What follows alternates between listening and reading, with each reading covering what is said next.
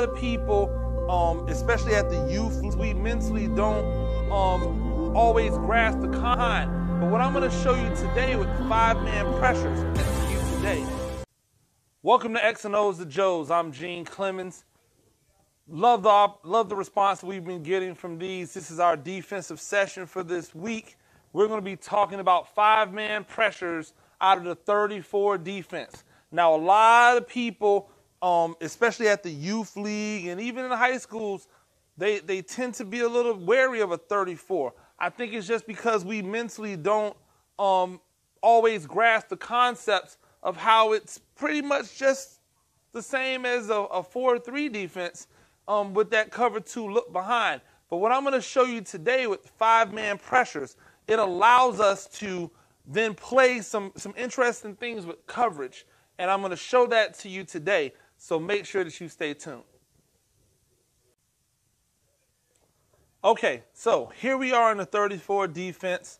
A lot of people look at these outside linebackers, and many people will have one that's more of a rush linebacker and one that's more of a coverage linebacker. I typically try to make sure that both guys do everything so that we don't have to continuously flip them. However, if you do flip them and you have one person who's a better rusher than a coverage guy and he has to cover, if that guy's physical and that's why he's the rush guy, make sure he's physical with number 2. That's going to help him in coverage. The more that he can keep that guy on the line, the less he has to worry about that guy getting up the field on him. So we're looking at our 5-man pressures. We're going to talk about a few 5-man pressures out of this and the type of coverage that we can play behind it. First off, we're going to look at our mob blitz, and I like to have our blitzes be named after the players. It helps them to better recognize it. So mob is our Mike and our Buck to these B gaps. They're going to come. Now, simple enough, they can run B gap pressures for your Mike and your Buck. Or they can have one guy play the game with the nose and the other person run a B-gap blitz. So it really is up to them. So these guys could play the game, and then that guy could run the B-gap blitz. But if they do that, then that opposite guy needs to know they still need the 2-gap because we don't want to have a gap unattended for. So mob, Mike and Buck, right there, hitting those B gaps. We also have our bow, that is our Buck, and our whip, or our weak side linebacker, bow, Buck, and the weak side linebacker. And for the bow,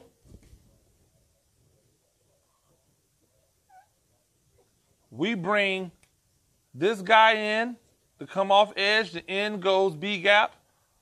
He goes A gap. The nose goes opposite A gap. The Mike is responsible for this B gap. Excuse me. I want to show it to you. The Mike has this open B gap here. And the end can still 2-gap if he would like, because the Mike's going to make him right. If that end takes there, that Mike's going to go flash to C. If the end goes to the C, the Mike's going to flash to the B gap. So that's the bow. Now, obviously, if we're going to have a bow on one side, we're going to have one on the other side, and that's our mace. That's our Mike and our stud blitzing together. And essentially everything that we do over here, we're just mimicking it on the opposite side. So now, the end on the back side is going to 2-gap. This nose is going to slant weak. This Mike is going to hit the A gap into the B gap and the stud off the edge. So we've got our bow, our mob, and our mace blitzes out of 5-man pressures right here. We also have our saw blitz, where we bring the whip and the stud off edge. His guy's still two gapping. These B gaps are being, these opposite A gaps are being monitored by the linebackers. And we bring those two rush guys off edge. So we've got Bo, we've got Mob, we've got Mace, and we have Saw, which is our whip, our stud and our whip coming off edge. Now, interesting enough, when we do this, we have to have coverage behind it. And so I want to talk a little bit about our coverage that we employ behind this, because there's a few different coverages that we can use behind our blitzes.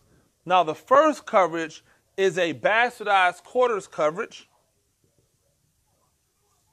where these guys are responsible for their field zones.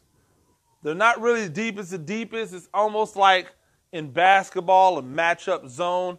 They're not matching up as in here, but if he's running in this area, he's going to take him. Similar to over there. And depending upon which two guys go, the other two guys will occupy the areas underneath here and here. So for instance, if we call it the Bo blitz, then this Mike would cheat here and that stud would cheat there underneath. The same, we call it the Mob blitz, then this whip and this stud would cheat to those areas. If we said Mace, again, but whip cheating to those areas underneath. So we have 4 over, 2 under. We'll rally to whatever we get. Underneath.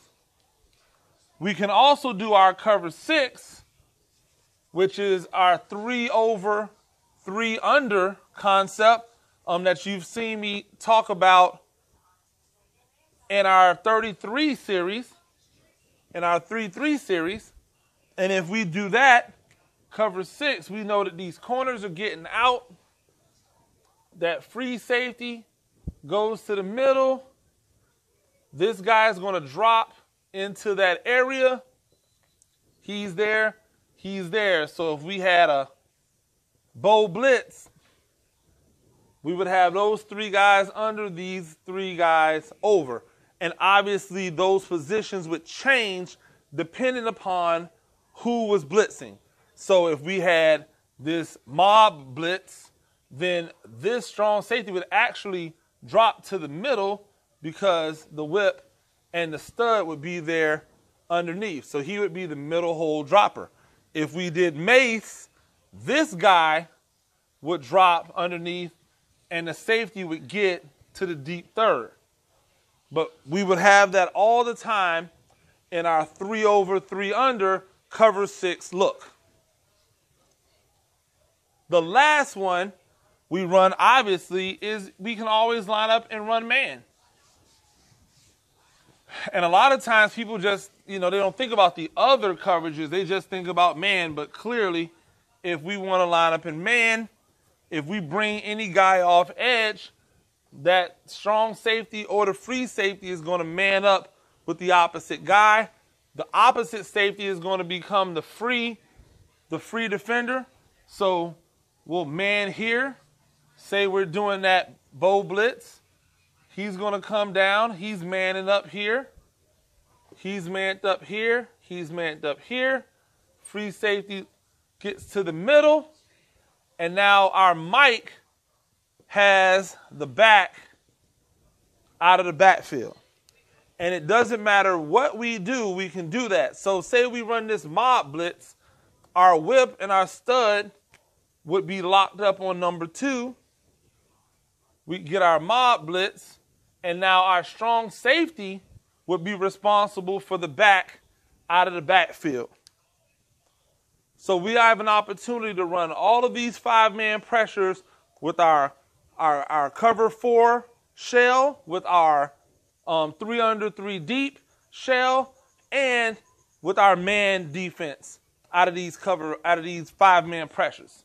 We have 2 more 5-man pressures that I want to show you that don't go necessarily along with the names of the linebackers, but I think they're very valuable and I think they'll help you because they're hard to defend.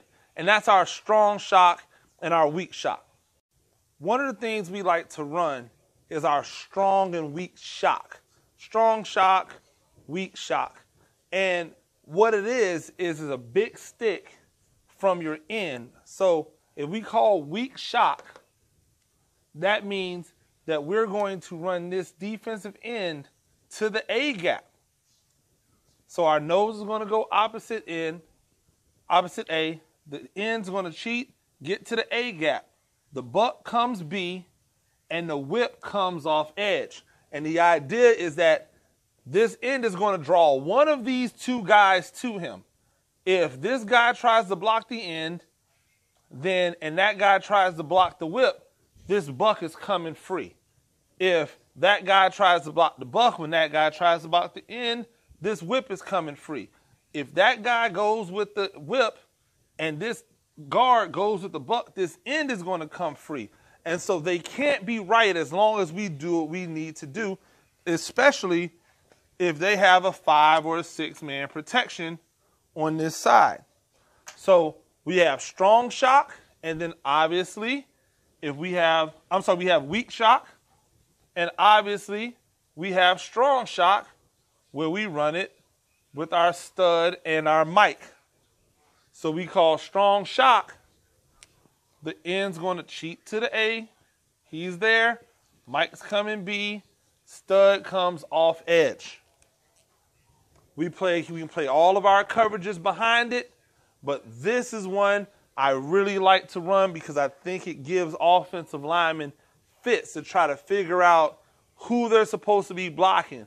Even if they're supposed to be blocking a zone, it's hard for them to see a guy cross their face and not take him. So if we can get one of these guys to take someone and to alleviate or to leave where they're actually supposed to be at, you're going to have somebody coming scot-free to the quarterback. And if that happens, you're going to get a sack or you're going to get a tackle for a loss. That's going to be all the time we have today. I hope this defensive session was very beneficial for you. If it was, make sure you hit the like. Make sure you subscribe.